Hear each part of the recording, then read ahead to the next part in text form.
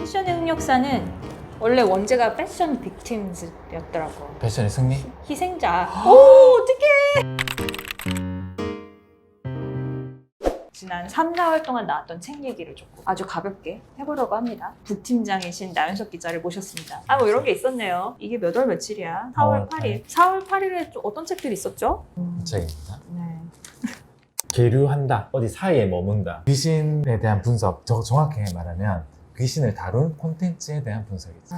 예를 들면 어떤 콘텐츠들이에요? 한국, 일본, 중국 뭐 이런 영화나 드라마 주로 나오는데요. 부산의 킹덤, 신과 함께 이런 아시아 콘텐츠가 많은데 또 뒤에 가면 AI를 다룬 SF 영화 얘기하면서 그녀 같은 그녀? 미국 영화도 나옵니다. 헐. 네. 네. 헐. 발음 잠깐. 알 발음이 잘 안 되시네요. 헐.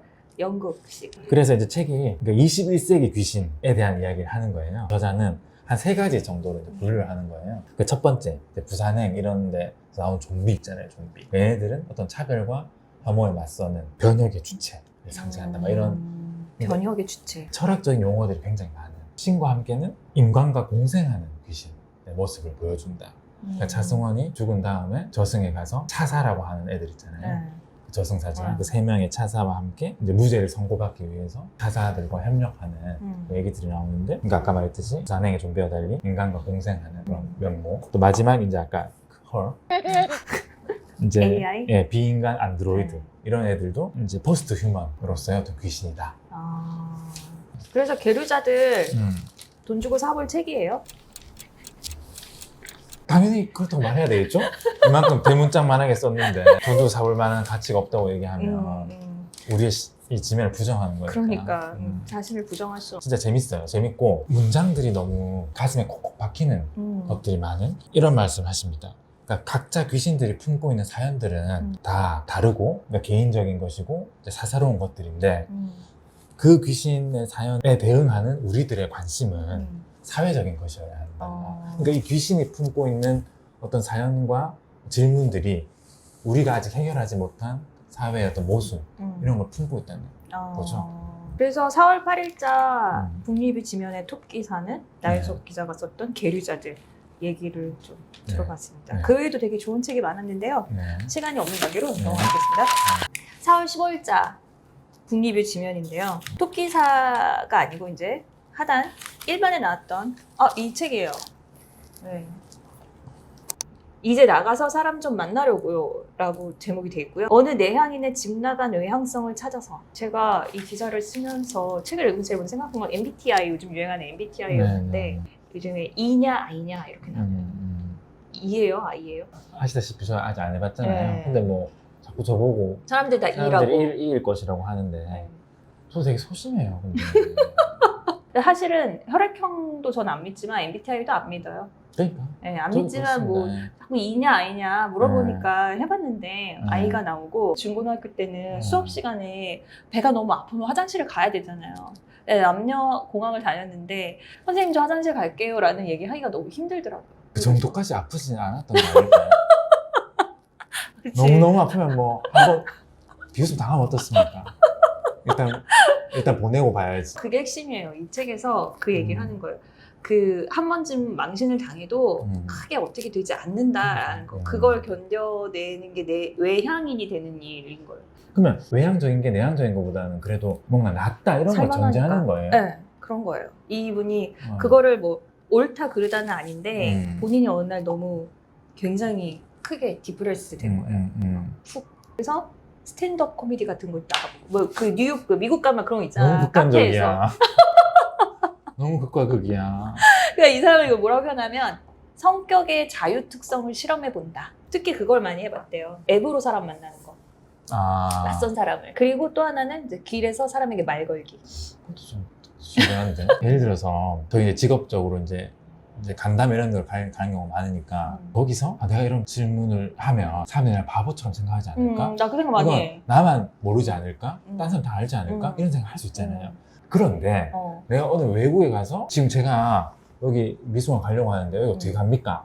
이거는 전혀 바보 같다고 생각하지 않기 때문에 그냥 자신 있게 물을 수 있는 거거든요. 그러니까 저도 같은 사람이지만 이런 경우에는 못 물어서 소심하게 꼬리 내리고 또 이 경우에는 그냥 당당하게 수도 없이 묻고 그러니까 다르게 섞여 있는 그리고 사람들이 나를 이렇게 생각하겠지 하는 그 기준치가 다른 거지 사람마다. 그 간담회에서 질문 그거 그때는 좀 그런 생각하지만 이거 길 묻고 하는 거는 전혀 상관없다. 그러니까. 모를 수도 있지. 그거의 예민도가 굉장히 이렇게 낮은가 봐. 여튼 이 사람이 그렇게 살았어요. 근데 너무 힘들었대요. 피곤하고. 그리고 그러니까. 막 사교 모임도 나가고. 그러니까 소심한 사람이 네. 근데 그런 거를 오히려 겪으면서 뭐 별일 안 생기네? 강해졌다. 아 괜찮네? 근데 매일 사교 모임하고 낯선 사람 만나고 이걸 열심히 하다가 이 사람이 1년을 해봤고 외향인이 된 건 아니고요. 여러 가지 이제 많은 걸 깨닫고 다시 내향인의 자기 원래 모습으로 안전하게 돌아왔지만 그치만 그냥 조금 변화는 있었던 거죠. 근데 극장에서 영화를 보다가도 화장실 급하면 가야 되잖아요. 내가 이제 줄 한 가운데 앉은 거지. 그러면 이제 사람들이 무릎을 막 이렇게 하고 나와야 되잖아요. 우리 이거 좀 그렇잖아. 미안하기도 하고. 네. 이제 그거를 할 수 있는 사람이 됐다.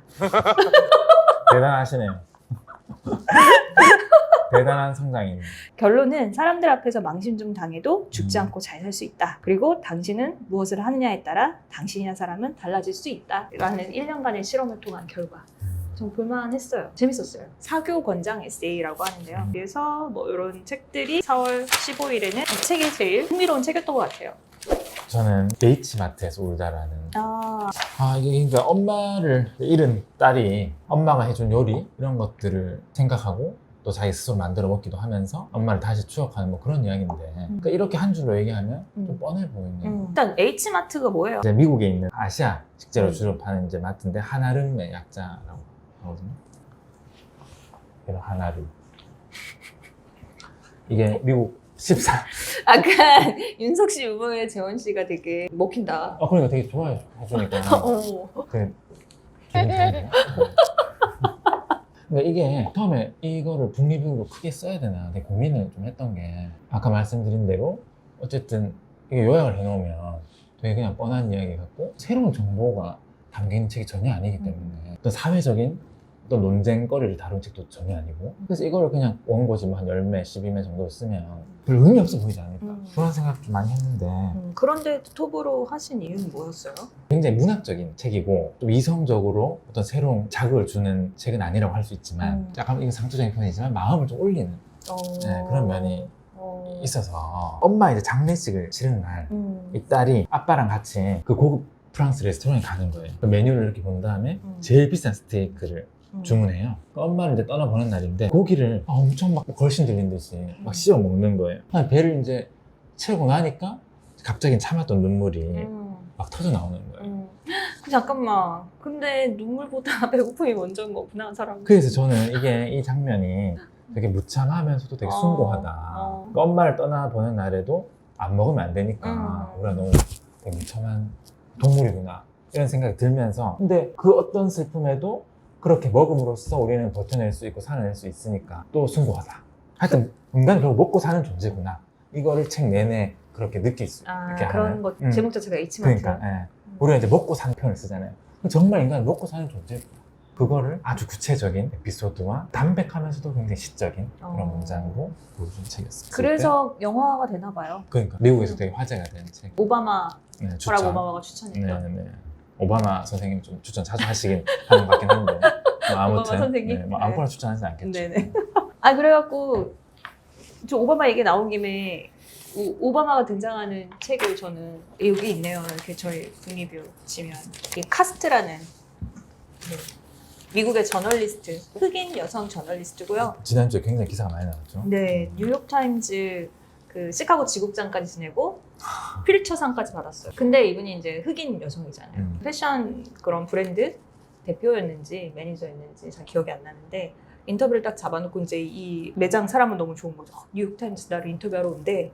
이러고서 이제 막 준비를 하고 이 저널리스트가 먼저 기다리고 있었대요. 근데 매장에 딱 들어서서 소파에 앉아 있는데 내가 너무 바빠요. 내가 인터뷰가 있어요. 다음에 얘기해요. 제끼고 보는 거네. 라고 생각을 하지 않는 거죠. 그러니까, 흑인 여성이. 제끼고. 그래서 이제 그건 자기가 겪은 어떤 하나의 사례인데 이제 그런 모든 무의식 중에 오는 편견이 다 카스트라는 대본, 미국인들이 쥐고 있는 머릿속에 있는 대본이라는 거예요. 이 대본 안에는 흑인이 해야 되는 일, 백인이 해야 하는 일, 아시아 사람이 해야 되는 일, 어떤 역할이 주어져 역할. 있다는 거죠. 그래서 저는 되게 흥미롭게 알던 역사적인 어떤 얘기들을 이게 사회 변화하면서 우리가 잊은 듯 없는 듯 살고 있지만 어떻게 내려서 사실은 이렇게 카스트라는 인도의 카스트나 독일의 나치즘보다 훨씬 더 악독한 백인 우월주의의 대본을 만들어 놓은 미국 사회를 보여주는 책이어갖고 흥미로웠어요. 근데 좀 아쉬운 거는 저자는 우리에게 지금 필요한 거는 네. 그냥 공감력이 아니라 격렬한 공감력이 필요하다라는 건데 좀 뻔하네요. 네, 그건 이제 음. 뒤로 갈수록 뻔하고 좀 항상 해결책은 좀 뻔할 수가